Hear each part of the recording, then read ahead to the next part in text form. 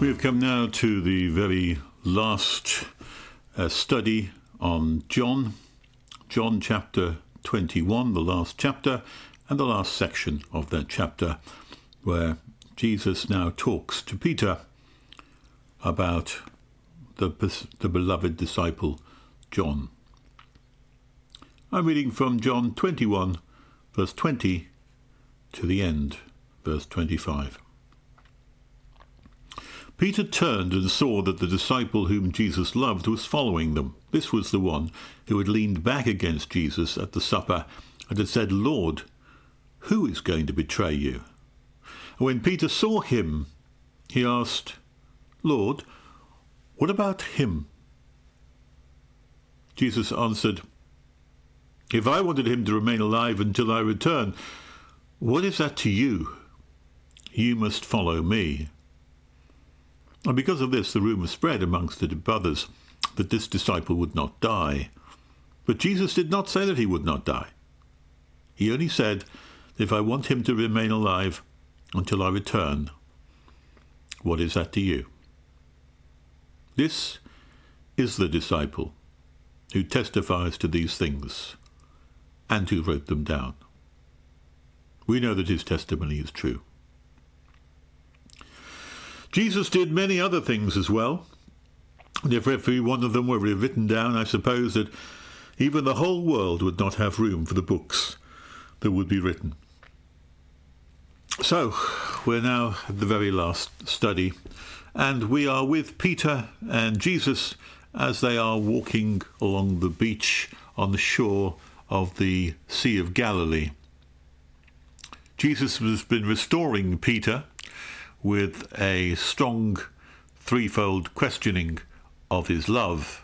And as they've been walking together alone along that beach, not far behind is the disciple whom Jesus loved. He always refers to himself in this kind of oblique way. He doesn't like to put himself forward. He never names himself by name. He refers to himself as the disciple whom Jesus loved. He refers to himself as one of the sons of Zebedee.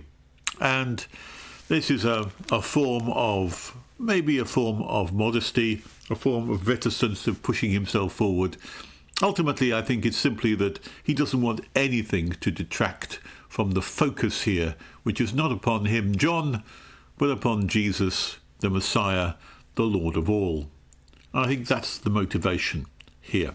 But whatever it may be, he describes himself as the same one who leaned back against Jesus at the supper and said, "Lord, who is going to betray you?" Just to be sure that we know that when he said the disciple whom Jesus loved, who that refers to.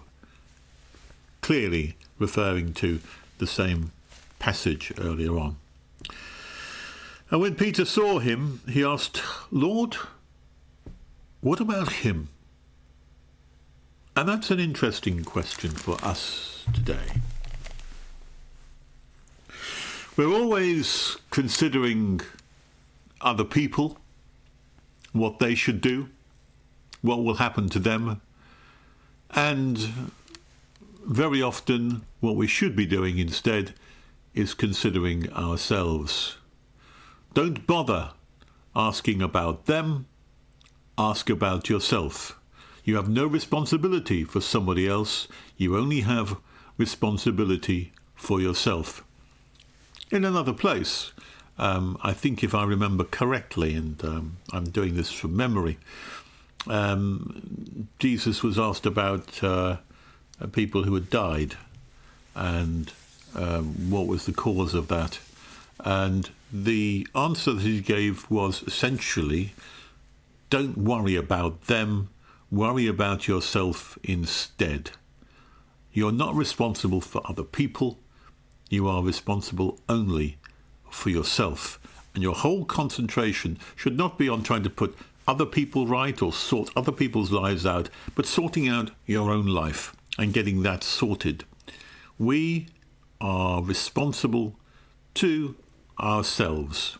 And Jesus says, the instruction here is, follow me. Forget about what others are doing, just follow me. I think that's not only wise advice, it's correct advice too. And there's a gentle reproof there for Peter. when Peter said, "What about him?" Jesus said, "If I wanted him to remain alive until I return, what is that to you?" Even in an extreme case, even if he never suffered. Peter was saying, essentially, he'd just been told that he would be taken by strong hands and forcefully taken, and without being able to prevent it, he too would suffer the same kind of death that Jesus has suffered. He too would be executed. He's just been told that. And so naturally, when he looks around and sees John, what about him? Is he going to suffer that same kind of death, that same kind of execution? Is that going to happen to him as well? Jesus says, what's it to you? You just follow me. Single-minded purpose. Even if I wanted him to stay alive until I returned, which is hyperbole here, which is an extreme case, even if he was never persecuted by anybody, even if he stayed alive until the end of time, what is that to you?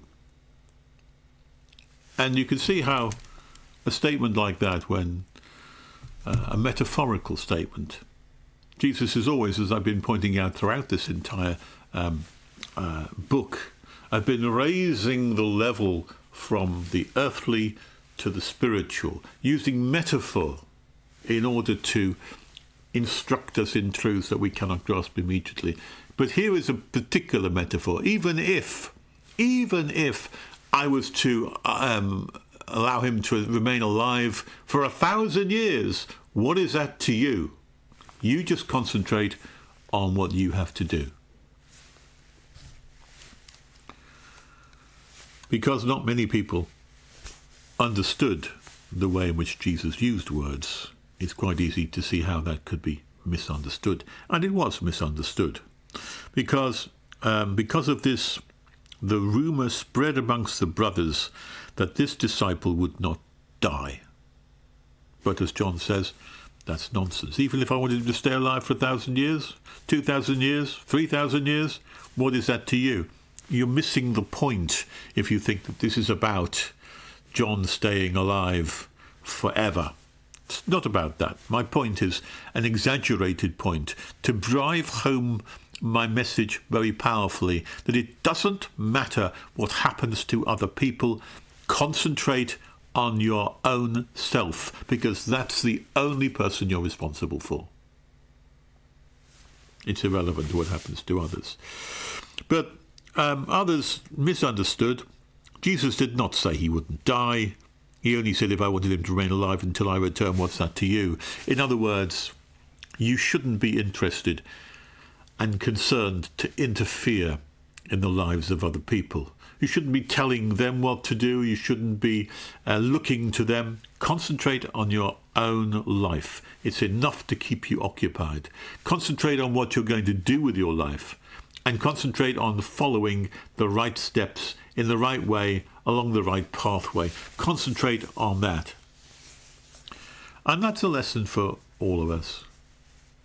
We're very easy to find fault in other people. That's something which we do very readily, and often don't find fault in ourselves. We often look with envious eyes on other people, and we often think badly that we're very poorly off.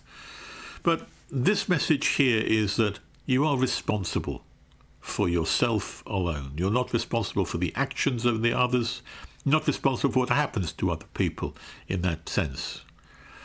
You're not responsible for their benefits or for the things which may befall them.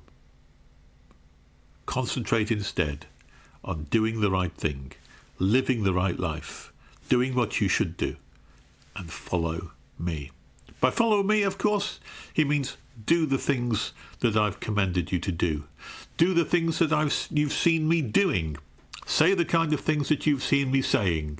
Have the attitude that I have. If you're following me, you're using me as the model by which you want to live your life. And that's what all Christians ultimately do. They're called Christians because they're followers of Christ, in the same way that Peter here is a follower of Christ. And that means putting into operation the things that Christ has said. You can't be a follower intellectually or purely in just understanding, but you have to live a life that's followed in that kind of way.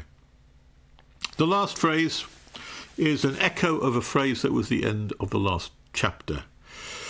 In this it says, this is the disciple who testifies to these things. Finally, he's kind of nailing himself here to be named, I am the disciple who has been referred to. This is the disciple who testifies to these things and wrote them down. This is the disciple.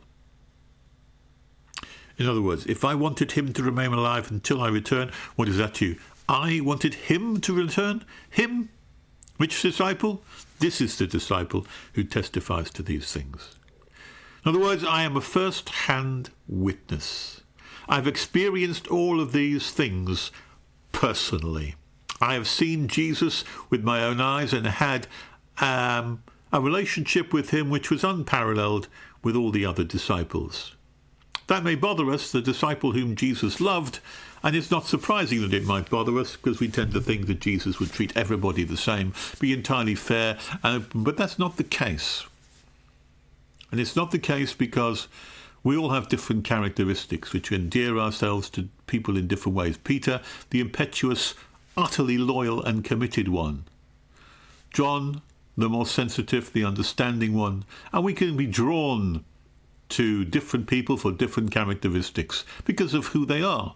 It's because we are individuals that we have an individual relationship with God in different ways. And Jesus' individual relationship with John was one who he particularly drew close to, more so than to others. And that shouldn't worry us or concern us. That's just the nature of relationships. The final words, though, I say, an echo of John chapter 20. Jesus did many other things as well. If every one of them were written down, I suppose that even the whole world would not have room for the books that would be written.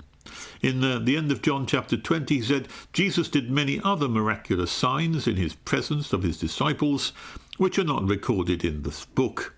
But these are written that you may believe that Jesus is the Christ, the Son of God, and that by believing you may have life in his name.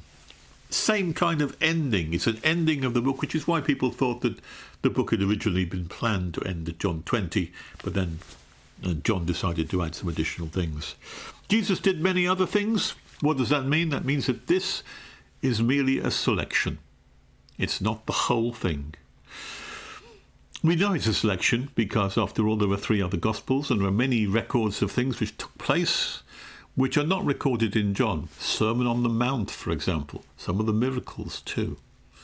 This is merely John's selection. The things which he has picked out and done so for a purpose. The purpose being stated very clearly, these are written that you may believe. And because it's merely a selection, what John is trying to emphasize here is that the things which Jesus Christ did are so important, so vast across the face of the earth, and so significant are they, that I can only compass a small part of the character of Christ. As someone once said, the ocean would not be the ocean if you can encompass it in a teaspoon. And what we have here, this gospel is but a teaspoon of the great riches and the nature of Jesus Christ displayed to us throughout this gospel. The whole world could not contain the books therein. Well, that you might think is just hyperbole, an exaggeration. But in one sense it is, but in another sense it isn't.